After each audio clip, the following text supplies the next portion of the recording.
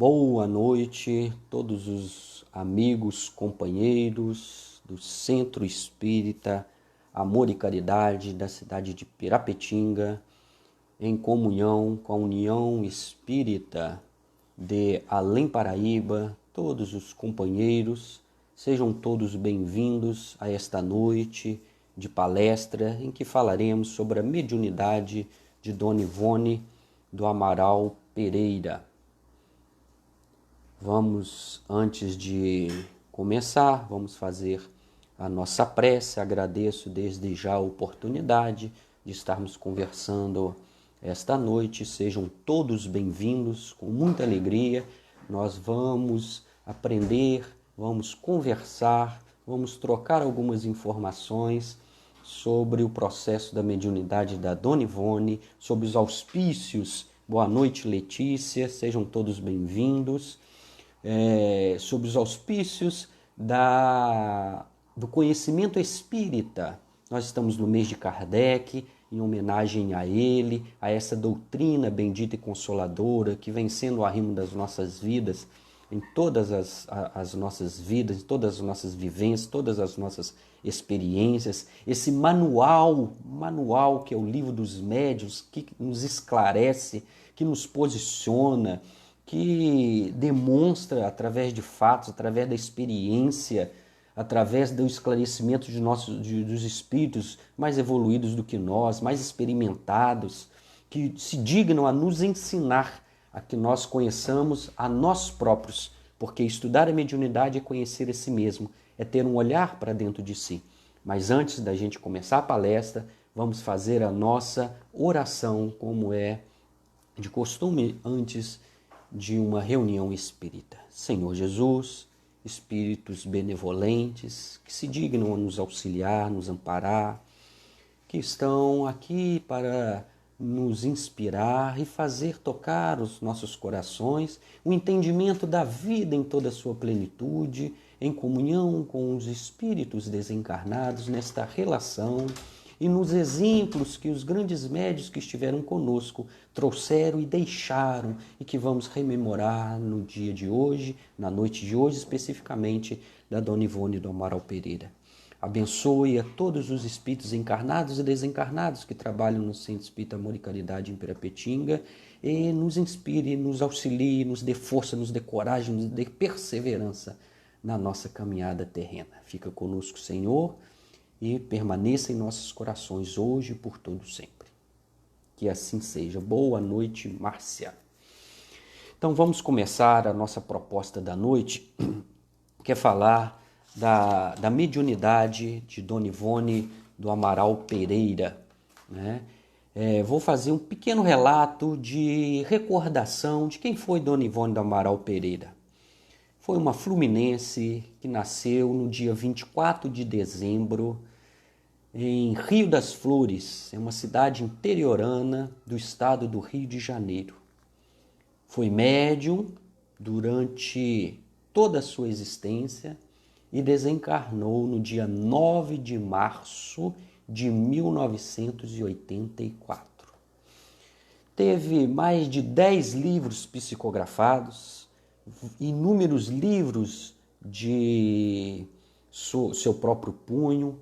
Dos principais, dos primeiros, chama-se Devassando o Invisível, em que ela faz uma análise da sua própria mediunidade, onde ela traz referências das obras básicas e dos livros clássicos que dão sustentáculo científico e filosófico das manifestações da mediunidade. E ali, como ela está contando a sua própria mediunidade, da vida dela, além das obras de Allan Kardec, os livros de André Luiz, os livros de Ernesto Bozano, os livros de Camille Flammarion, os livros de Leon Denis, de Alexandre Aksakov e todos esses livros clássicos que são base e que nós precisamos de ter o nosso olhar, porque eles é que sustentam todo o conhecimento advindo e que nós experimentamos hoje na nossa vida. Ela nasceu numa família espírita e teve também, dentro das suas obras psicografadas, uma série de 3 livros que conta as suas vidas anteriores, numa trilogia que começa no livro Nas Voragens do Pecado, depois na continuidade O Cavaleiro de Lumières e o último finalizando o Drama da Betânia. É muito interessante porque vamos fazer alusão desses 3 livros, embora de forma en passant, porque compreendendo as peculiaridades da mediunidade de Dona Ivone do Amaral Pereira, da sua expiação e das suas provas vivenciadas aqui na Terra, até o momento em que ela trouxe a lume, a partir do ano de 1956, do livro Memórias de um Suicida, que foi uma missão que ela se impôs junto com os seus espíritos que a auxiliaram no plano espiritual, em especial Charles, que fora seu pai, fora seu irmão, seu amigo, seu companheiro e agora mentor da sua mediunidade, e Dr. Adolfo Bezerra de Menezes, que também fora seu pai, fora amigo íntimo e continua no plano espiritual dando todo o suporte da sua mediunidade. Ela diz que foram seus pais, além do pai terreno. Então a vida de Dona Ivone do Amaral Pereira, no que concerne à sua literatura, traz para nós uma gama muito grande de conhecimento que nós precisamos debruçar. E eu confesso que em uma encarnação eu não dou conta de extrair todo o conhecimento contido em apenas uma obra que é Memórias do Suicida. Quiçá todos os outros livros de Charles, de Camilo Castelo Branco, de Leon Tolstói, do Dr. Bezerra de Menezes. É muito conhecimento, né? Nós temos, agradecendo ao espírito de Dona Ivone, né, todo o desvendar do plano espiritual para nós. Só que além de toda a sua literatura, nós temos a sua vida, que é uma vida de exemplo, é uma vida de superação, é uma vida de dedicação, é uma vida de fidelidade à doutrina espírita, é uma vida dedicada ao amor ao próximo, em que, a partir do momento em que ela vai minimizando a dor do semelhante, daquele que sofre, daquele que chora, daquele que ela consola, que bate a sua porta, que necessita da sua ajuda, tanto quanto daqueles que não conheciam Dona Ivone, mas que ela anotava os nomes dos suicidas num caderninho para orar, para vibrar, para trabalhar por eles diuturnamente, diariamente. Ela fazia as orações, porque também fora uma suicida em outras encarnações.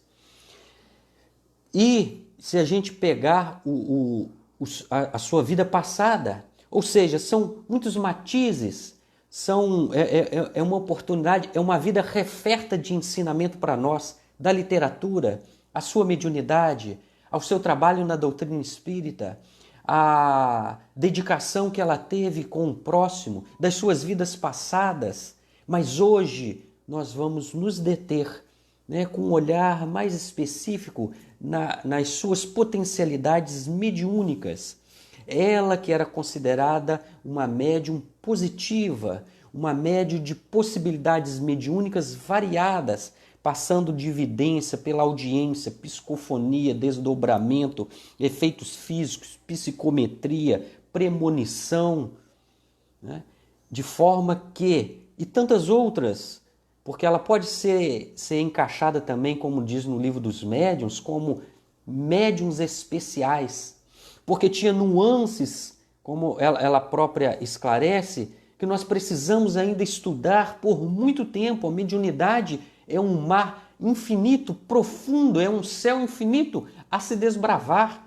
Hoje, embora todo o conhecimento, embora toda a dedicação, os livros escritos e a ciência a respeito da doutrina espírita, a respeito da mediunidade, muito ainda temos que entender. Como ela que sofria de catalepsia, de letargia, a ciência ainda não tem definido nas suas minúcias o que significa esse processo, e principalmente quando nós entendemos isso, uma variedade, né,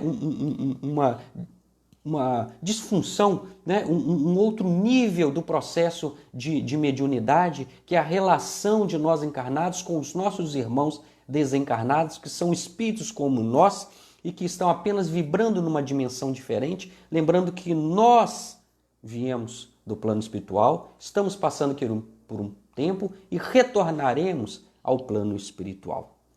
De forma que, antes de adentrarmos especificamente, que vamos falar cada uma delas, dando exemplo da vida de Dona Ivone e como isso nós podemos aproveitar. Eu vou tecer algum comentário muito rápido sobre a sua vida em outras vidas. Mas antes disso, eu gostaria de compartilhar com vocês frases esparsas que Dona Ivone do Amaral Pereira nos ensinou sobre a vida. Ela diz assim, abre aspas, creio que nasci médium já desenvolvido. É um ponto que a gente tem que entender, que a gente tem que meditar, que nós temos que buscar entender o que ela quis dizer. Que a mediunidade não se desenvolve. Ou você nasce médio ou você não nasce médio. Ela pode e deve ser educada, ela pode e deve ser lapidada, ela pode e deve ser agregada de N valores, principalmente os morais, principalmente os evangélicos, que vai lapidando, que vai dando oportunidade de trabalhar com uma intensidade maior as potencialidades. Agora, sabemos que a mediunidade não é privilégio da doutrina espírita, ela está em todas as religiões, ela está em todos os matizes do ser humano, em todas as sociedades, em todas as línguas. Isso faz parte da história da própria humanidade. Então ela disse, eu não desenvolvi a minha mediunidade, né? Como nos esclarece no livro dos médiuns, a capacidade que os médiuns têm da psicografia de desenvolver. E Allan Kardec explica como se faz este desenvolvimento, como se faz esse exercício, como se vai adquirindo, solidificando, sedimentando e desenvolvendo neste aspecto a mediunidade. Mas esclarece que nem todas as mediunidades elas têm a capacidade deste desenvolvimento, ou seja, eu quero exercitar e eu vou exercitar uma mediunidade e ela vai incorporar na minha vida. Nós podemos abrir um parênteses e esclarecer que nós podemos dar o primeiro passo hoje para efetivar uma mediunidade, mas que ela, para chegar num processo de positivismo, de capacidade como chegou Dona Ivone, como nós temos Raul Teixeira, Divaldo Pereira Franco e o inestimável Chico Xavier, nessa potencialidade e tantos outros que nós conhecemos, ela demanda os séculos, ela demanda várias reencarnações, porque é um atributo que em última essência está na alma, cujo corpo preparado para dar vazão a esta mediunidade. Ele é apenas um meio, ele é apenas um instrumento, porque, por exemplo, no livro Libertação, que é um dos últimos livros da série de psicografia de Chico Xavier, de autoria de André Luiz, existe mediunidade no plano espiritual, em planos inferiores, para que os espíritos possam se comunicar com o outro. Se fosse um atributo do corpo físico, no plano espiritual não haveria mediunidade. Então, voltando à frase dela, creio que nasci médium, já desenvolvido, porque teve um planejamento, porque teve uma proposta à sua vida, porque ela havia sido suicida lá no Porto, lá na cidade do Porto, né, no Rio Tejo. Ela se jogou quando era filha de Ramiro Guzmán, que nós vamos falar daqui a pouco. E aí ela diz, pois jamais me dei ao trabalho de procurar desenvolver as faculdades medianímicas, né? Isso faz parte dela. Uma outra frase, ela diz o seguinte, possuo um terrível privilégio, olha a palavra dela, um terrível privilégio, o de conhecer minhas existências passadas. Quantos de nós espíritas, quantos de nós, quando que adentramos na doutrina espírita, buscamos reconhecer que nós fomos no passado.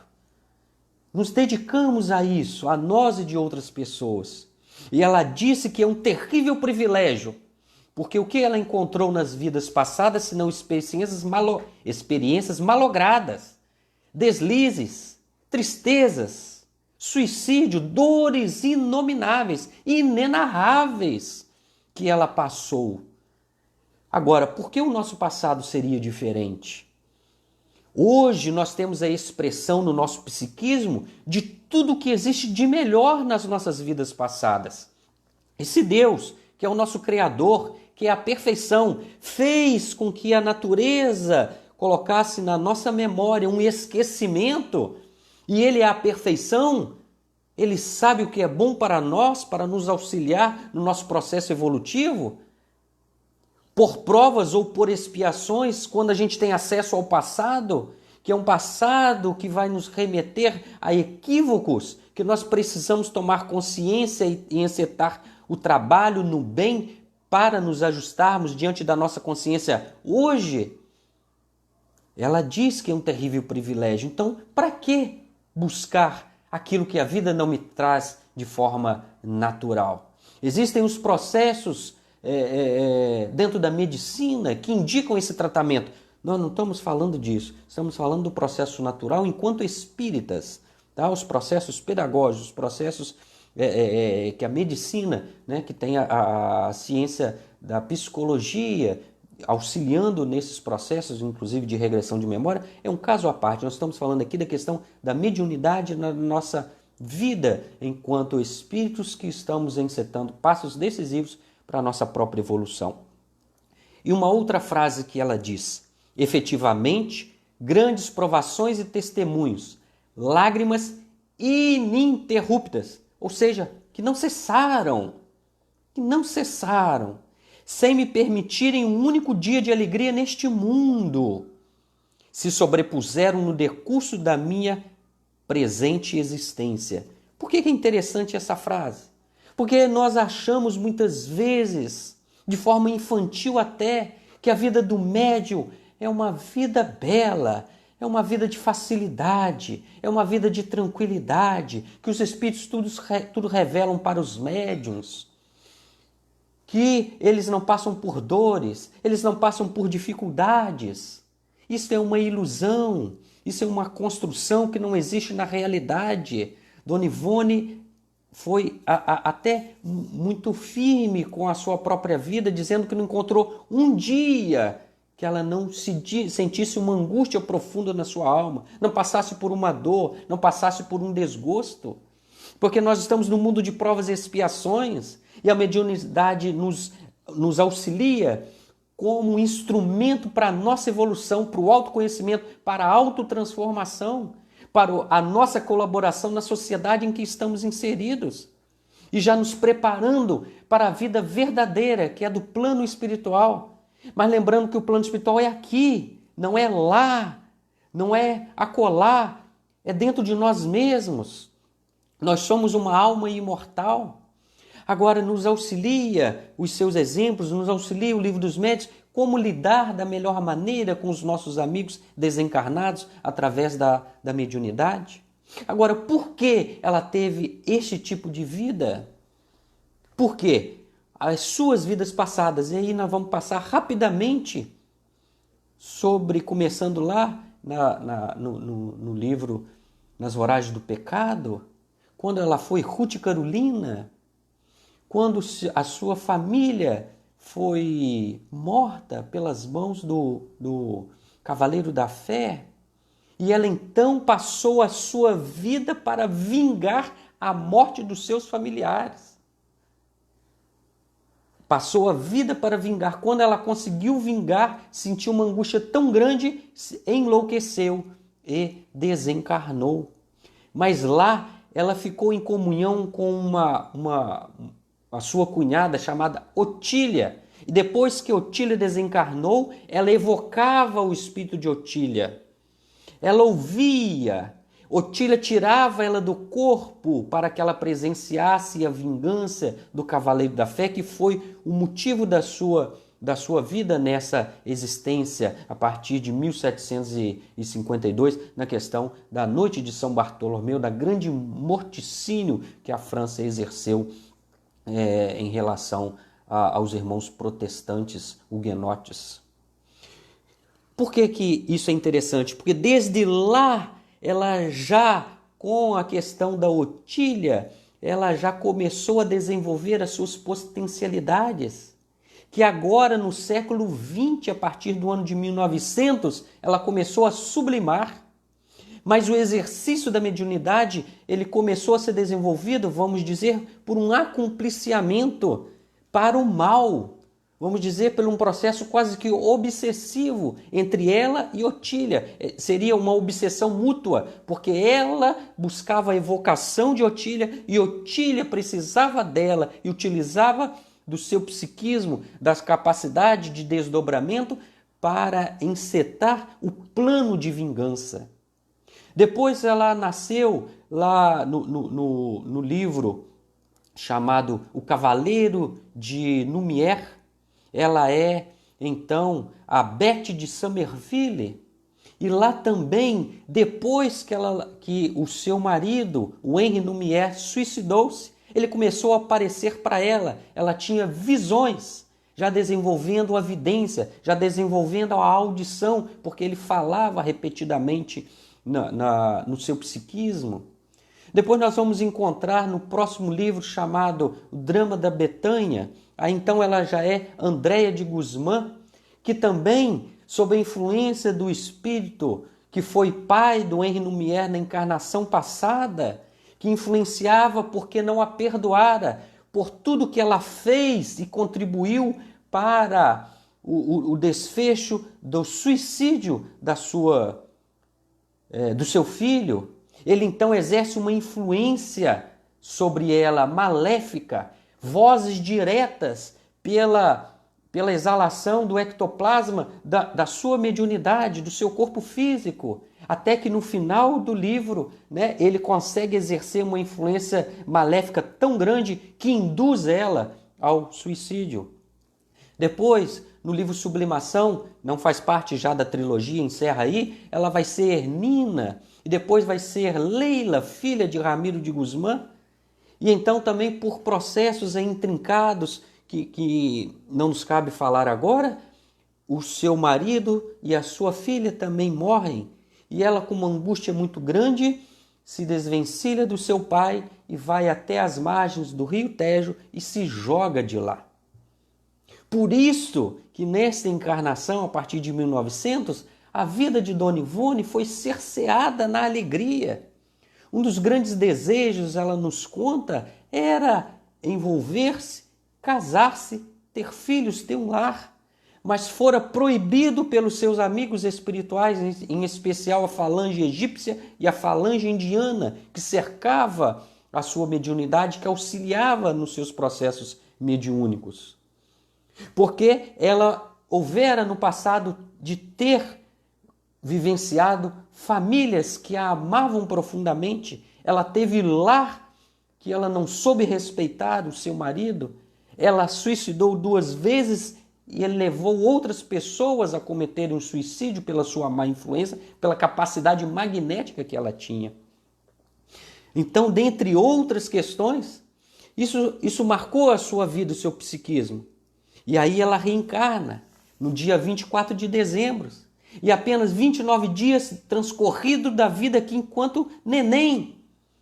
Ela quase foi enterrada viva, porque ela teve um ataque de letargia e foi tida como morta. E foi exarado a sua certidão de óbito. E pegaram-se um caixão e vestiram ela de branco e colocaram uma coroa. Contudo, a sua mãe jamais acreditou que ela estava morta. E numa oração profunda, sentida a Maria, a mãe de Jesus, a Mãe Santíssima, que tanto continua auxiliando todos nós aqui na Terra, vinculados a este planeta, em especial aos suicidas. Em oração profunda, ela disse, dentre outras frases, minha mãe, Maria Santíssima, eu não acredito que minha filha morreu. E se ela despertar, eu entrego-a em sua mão e já não vou considerá-la mais minha filha, mas ela será sua. Entregarei em tuas mãos. E a menina chora e ela volta ao corpo. E depois, no livro Recordações da Mediunidade, Devassando o Invisível, os 2 livros que ela escreveu de próprio punho, contando a sua mediunidade, explorando um pouco mais, trazendo luz para nós, ela diz que isto foi fruto do suicídio na encarnação anterior, porque ela submergeu nas águas do rio Tejo. Aos 2 anos de idade, ela começou a ver os espíritos de forma natural. E quando ela disse aqui, como eu li, que ela teve um terrível privilégio de ver as vidas passadas, ela teve uma provação terrível, porque ela não se via enquanto Ivone do Amaral Pereira. A sua capacidade de vidência, a sua sensibilidade era tão intensa nessa encarnação, que ela olhava para o seu pai terreno e não reconhecia dele o seu pai. E olha que ela nasceu em 1900. Para a gente entender o processo cultural, era fundamental os filhos tomar bênção da mão do pai e da mãe. O seu pai esticava a mão para ela tomar bênção, ela se recusava porque falava, você não é meu pai. Porque ela via o pai, o espírito Charles, com os atributos da roupa característica da época de Portugal, onde ela suicidou-se. Então, conflito enquanto criança, desde a sua tenridade. E outro espírito que ela via muito era Roberto de Canaleiros, que fora seu marido, que fora o Cavaleiro da Fé, que foi Henri Numieres, que foi um primo seu no último livro, Drama da Bretanha, que foi seu marido enquanto ela foi Leila e o traiu, e ele então desgostoso deixou-se morrer, o que nós conhecemos como um processo de suicídio indireto. E ela tinha uma veneração, um amor e um receio, uma repulsa desses 2 espíritos, porque trazia na memória dela sentimentos vivenciados de tristeza, de angústia, de dor profunda. Mas foi assim em comunhão com os espíritos.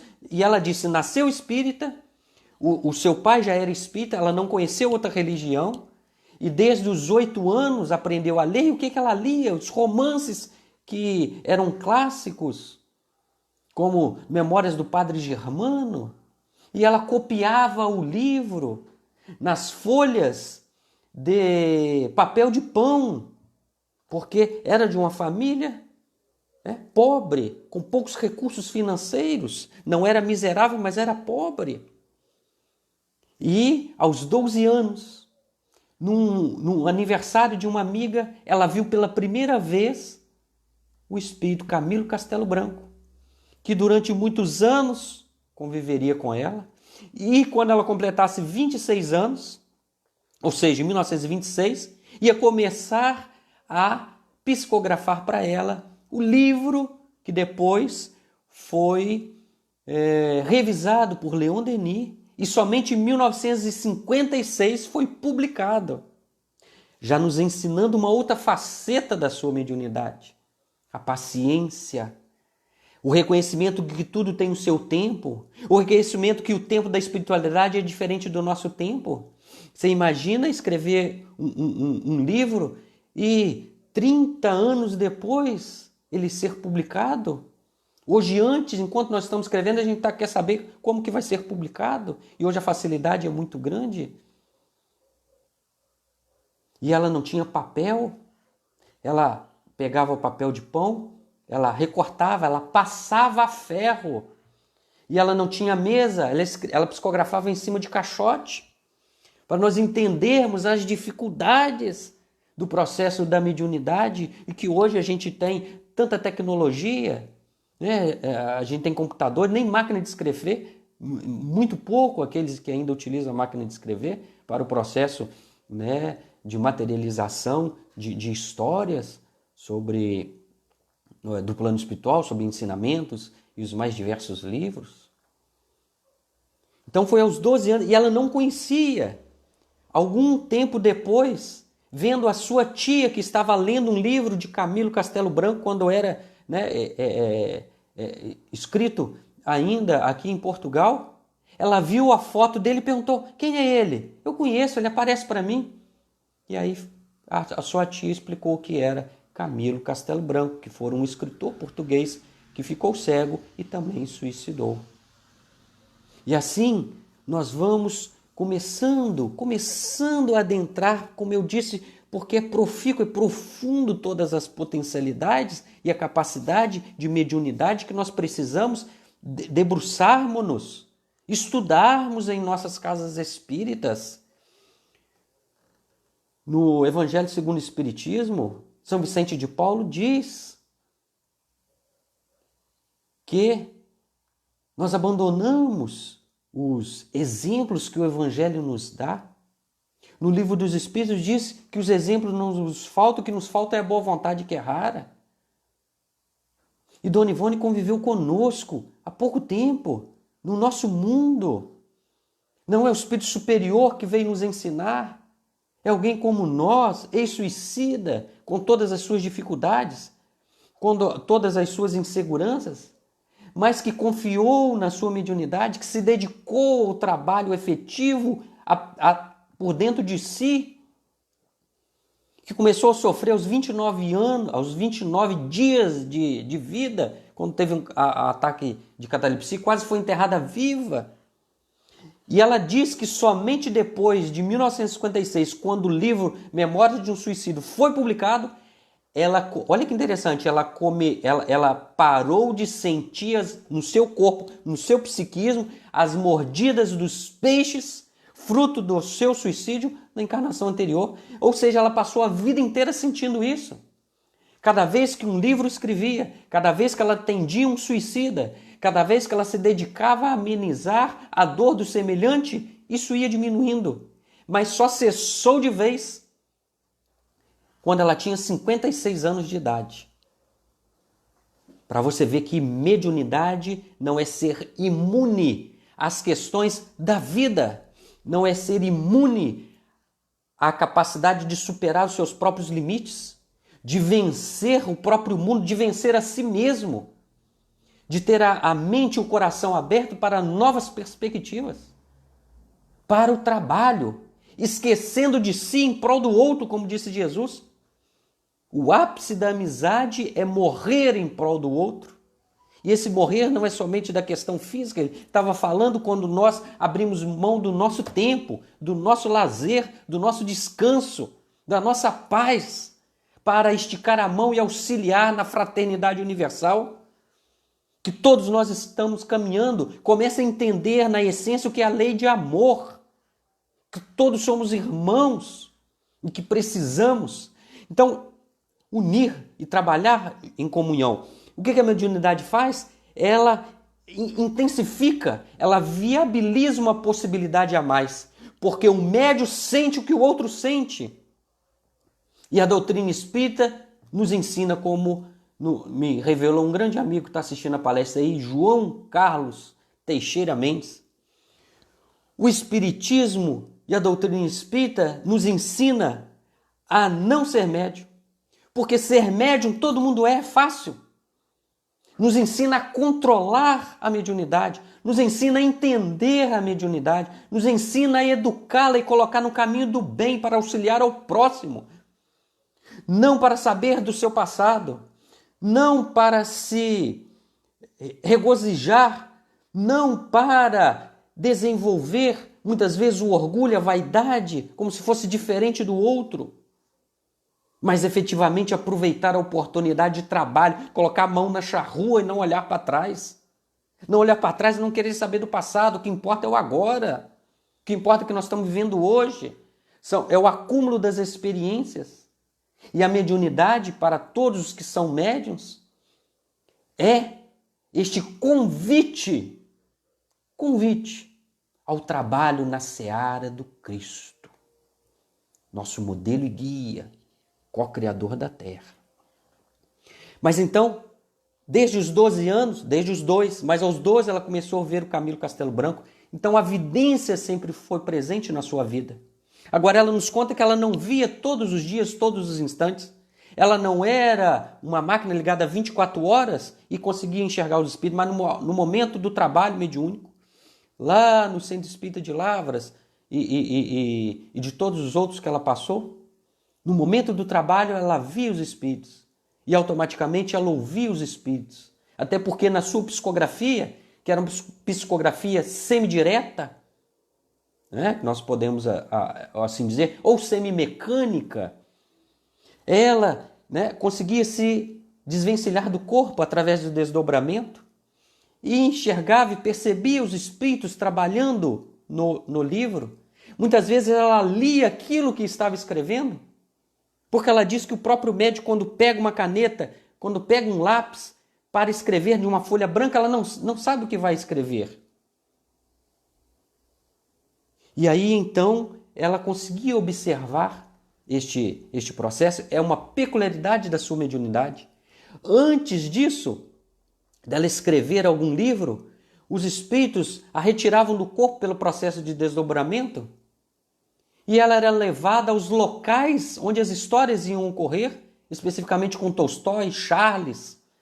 Acontecia isso, Tolstói levou para a Rússia, onde ela achou que não tinha afinidade e ele fez recordar que ela já vivera na Rússia.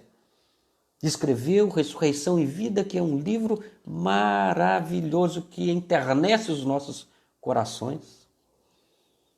E existe um processo interessante também, que é outro ensinamento em relação à psicografia, quando ela, em desdobramento, foi retirado e Charles a levou até Victor Hugo, para que ele psicografasse um livro que, na verdade, quem acabou psicografando foi Charles, o livro Amor e Ódio. Diz que é uma das histórias mais lindas que ela teve a oportunidade de escrever. E que, na presença de Victor Hugo, ele olhou, analisou, rodou em volta dela e disse assim: Charles, não vou poder psicografar por ela. Ela não está preparada, demandaria muito trabalho para mim.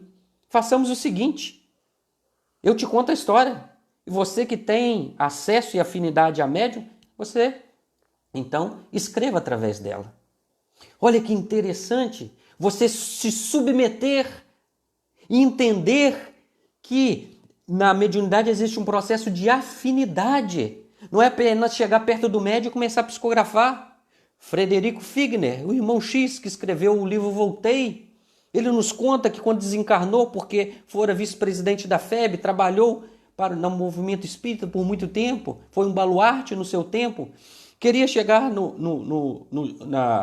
em Pedro Leopoldo, onde estava Chico Xavier, e logo escrevendo. E quando o Emmanuel explicou que ele precisava passar por um processo de afinidade perispiritual, ele falou assim: mas André Luiz nem era espírita. E Emmanuel perguntou: sabe quantos anos André Luiz passou ao lado do Chico frequentando a reunião só para afinizar o seu perispírito? Mais de 2 anos. Mediunidade não se improvisa. O trabalho não se improvisa. A necessidade de afinidade.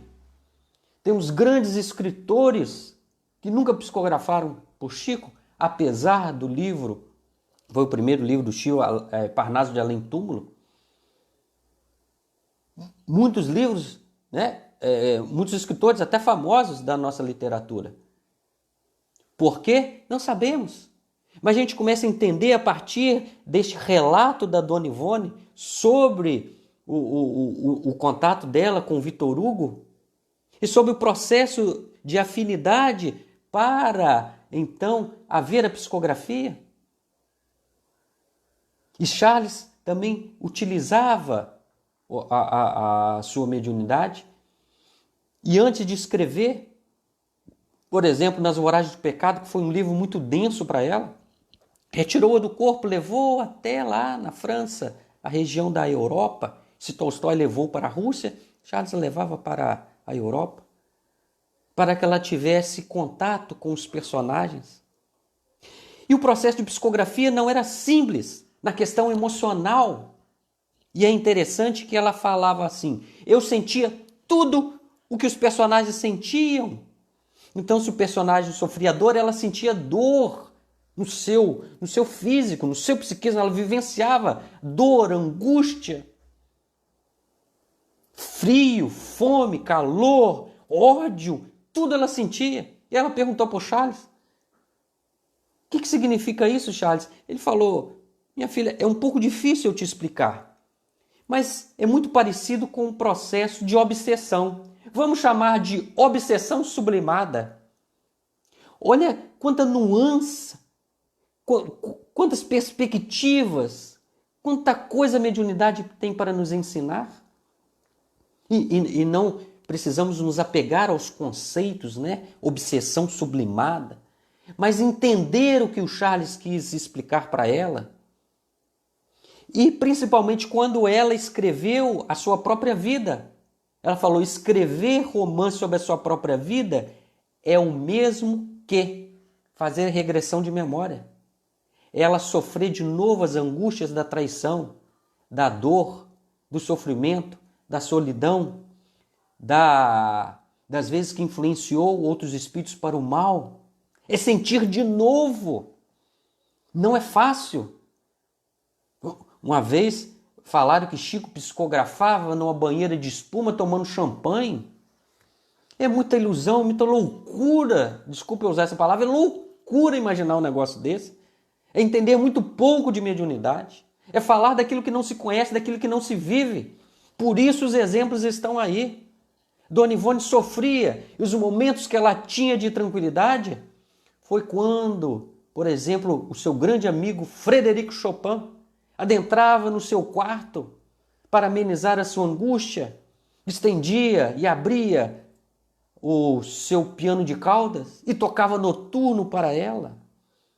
Foram uma das poucas vezes em que ela, porque era ligada à música, mas nunca teve a oportunidade de tocar um instrumento, em outras encarnações tocava harpa e cantava belamente, mas como usurpou dessas possibilidades nesta vida que ela não teve oportunidade. Outras possibilidades, né? Poderíamos falar ainda muito sobre a psicografia, sobre a especificidade do livro Memórias de um Suicida, mas vamos estudar. Eu também tenho que deixar um gostinho, essa vontade de estudar essa mediunidade peculiar, desse espírito peculiar, que toca tanto as nossas almas, por ser verdadeira, por ser franca, por vivenciar o espiritismo em toda a sua pureza, em toda a sua fidelidade. E ela deixou exemplos. Vou falar mais um caso, então, do beletrista, que foi um espírito que se apresentou para ela para psicografar, para contar a sua história. E como era de praxe, ela sempre pedia opinião a Charles e a Dr. Bezerra. E ela fez a oração, pediu a opinião e o silêncio reinou. Aí ela entendeu que era uma questão que ela havia necessidade de responder, de assumir as responsabilidades, a maturidade da sua mediunidade, do seu conhecimento espírita. O que nos dá um outro exemplo. Anjo de guarda, espírito protetor, guia. Não vai tutelar todos os nossos passos. É amigo, é companheiro que está ao nosso lado para nos dar conselhos, para nos dar sugestões. Mas quem decide a nossa vida somos nós. Ser médio não é abrir mão da individualidade, do potencial, do livre-arbítrio que Deus nos deu, mas é discutir circunstâncias. Dona Ivone diz que nenhum espírito a obrigou a escrever nada, a fazer nada, tudo era convite. E quando isso não acontece entre médium e espírito que vai trabalhar em determinadas possibilidades de psicografia, de qualquer trabalho, quando não há convite, o trabalho geralmente não é bom. Há incursões de obsessões e de possibilidades menos felizes, porque todo trabalho tem que ser voluntário, o trabalho do bem ele é voluntário. E na medida em que a gente vai trabalhando, nós vamos sofrendo as consequências positivas das boas decisões. Então ninguém respondeu. E ele então contou a história dele, tirou ela do corpo pelo desdobramento, levou até... Ele morava aqui, Rio, São Paulo. Contou a história que ele era amante de uma mulher, que não tinha o divórcio na época. Ela já não estava nem em comunhão de corpos com seu marido, mas não pôde conviver. Ela então deu um tiro no próprio peito e depois, angustiado, ele também morreu. E queria escrever através dela. Ela disse que não, que não estava muito em comunhão porque não encontrava qual eram as consequências doutrinárias, os exemplos que haveriam de sustentar os leitores. Mas ele insistiu, eu posso escrever, então, te inspirando, e você coloca o seu nome, você vai ganhar dinheiro, porque sabia das necessidades financeiras que ela passava. Olha que interessante como que é sutil o processo da mediunidade e as provações que a vida nos convida a refletir, a tomar decisões e assumir as consequências. E ela então rejeitou mais uma vez.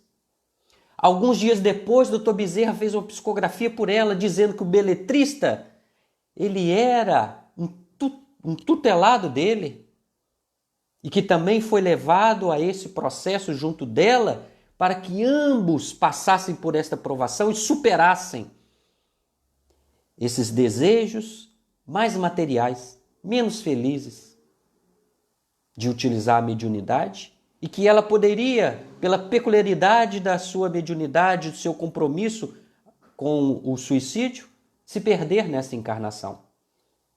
Depois, ele voltou a auxiliá-la em outras psicografias, até que se afastou para o processo de reencarnação. Enfim, vou dar outros exemplos de outras potencialidades da mediunidade dela. Ela era médium de efeitos físicos, não se dedicou, como ela descobriu, com a médium que ela conheceu, chamada Zulmira, dona de casa, que exercia a mediunidade de ectoplasmia, liberando a ectoplasma para a materialização dos espíritos dentro do seu lar, o que não é comum. Mas era tão natural, tão espontâneo, e ela foi lá, participou da reunião, até que no final se materializou e ela reconheceu o espírito de Roberto de Canaleiras. E ela mentalmente pediu se poderia levar alguma coisa dele, né, com carinho, para guardar junto de si. E aí então ela olhou para a sua própria mão, para o seu próprio braço, o antebraço, e percebeu que ele se transformou nas mãos de Roberto de Canaleiras. E foi aí que ela percebeu que ela também tinha capacidade de doar ectoplasma e de ser uma médium de efeitos físicos, o que auxiliou em tantas outras possibilidades, mas ela não exerceu efetivamente esta mediunidade de efeitos físicos. Ela tinha possibilidade, ela tinha muitas possibilidades, era uma médium com um potencial muito intenso e uma variedade muito grande. Ela tinha, além do desdobramento, ela tinha uma mediunidade chamada de premonição, que é revelar para ela acontecimentos futuros, de familiares, de pessoas ligadas à sociedade onde ela estava inserida, ou até de estranhos, como foi o caso de Mussolini, que era então o Homem de Ferro lá da Itália. Em 1940, ela viu que o seu corpo havia sido profanado, que ele havia sido decapitado, seus olhos saíam das órbitas pendurado num poste na rua da Itália. Ela acordou, revelou para os seus familiares, e eles não entenderam, mas não tem ligação nenhuma, desacreditaram, até que, a partir de 45, aconteceu tudo aquilo que foi demonstrado para ela. Mas diz, até quando ela revelou isso, não conseguiu entender o porquê foi mostrado para ela essa premonição sobre a derrocada de Mussolini na Itália, que nos traz outro ensinamento. Nem sempre nós sabemos tudo o que nos acontece, o porquê de tudo, o porquê de uma manifestação mediúnica, o porquê de ver um espírito, o porquê de dar um determinado recado, o porquê de escrever um livro. Nem sempre a gente tem conhecimento de tudo. E não é importante saber. O importante é o para quê, o objetivo, tirar um exemplo, tirar algo que vai agregar valor à nossa vida ou àqueles que estão ao nosso redor. E outro detalhe, meus irmãos, A própria mediunidade tem a sua especificidade, tanto quanto os espíritos têm a peculiaridade de lidar de forma particular com o mesmo espírito. E vou dar 3 exemplos. O primeiro foi de Charles, que fora seu pai, e que no desdobramento mostrou para ela como iria morrer a sua mãe. E ela seguia um féretro pela rua, muito triste, compungida, e ela não sabia quem estava no caixão. Quando ele era colocado sob o esquife e ela se aproximava, ao abrir o caixão, ela olhou e viu que era a mãe dela. E Charles falou: sua mãe vai desencarnar daqui a algum tempo. Duro, firme. Mas quando lemos, por exemplo, Recordações da Mediunidade, a gente consegue entender o porquê ele assim conduzia a sua pupila. Dr. Adolfo Bezerra de Menezes, muito mais suave, muito mais tranquilo, com características diferentes, não menos educativas, apenas diferentes. Levou a ela a vislumbrar uma casa, e essa casa foi envelhecendo, e começou a trincar, e a era subia, e os ratos andavam por ela, até que ela ficou tão velha que caiu, e no lugar dela, uma casa nova, limpa, linda, refulgente. E o doutor Bezerra falou: seu pai vai desencarnar. E depois de alguns meses ele veio a falecer. E teve um outro processo de desdobramento super interessante, no início então da sua vida, enquanto atuante no movimento espírita, em que tinha um abismo profundo, as águas lá embaixo, e uma ponte cheia de tábuas, né? E ela ia atravessando, o vento batia com muito receio, com muito medo, e quem estava à frente era Bittencourt Sampaio, que esticava a mão: confia, venha. E com muito custo, passo a passo, ela foi encetando passos, até que chegou no outro lado. E ele então falou: minha filha, este é o retrato da sua vida, da sua encarnação. Será de muito temor, será de muito desafio. Mas se você vencer, será de muito progresso. Será de muita conquista íntima. Que beleza, meus irmãos. Quantas nuances, quanta coisa para a gente aprender com Dona Ivone do Amaral Pereira. E a peculiaridade, vou falar de uma situação diferente que aconteceu com ela na cidade de Juiz de Fora. Ela estava dormindo. Retirada do corpo, ela viu Charles. E o Charles estava lindo. Tinha um anel que simbolizava a medicina, assim como acontece lá nos hindus. Uma cor e um cheiro atrativo. E ela se direcionou para ele para abraçá-lo, e ele afastou.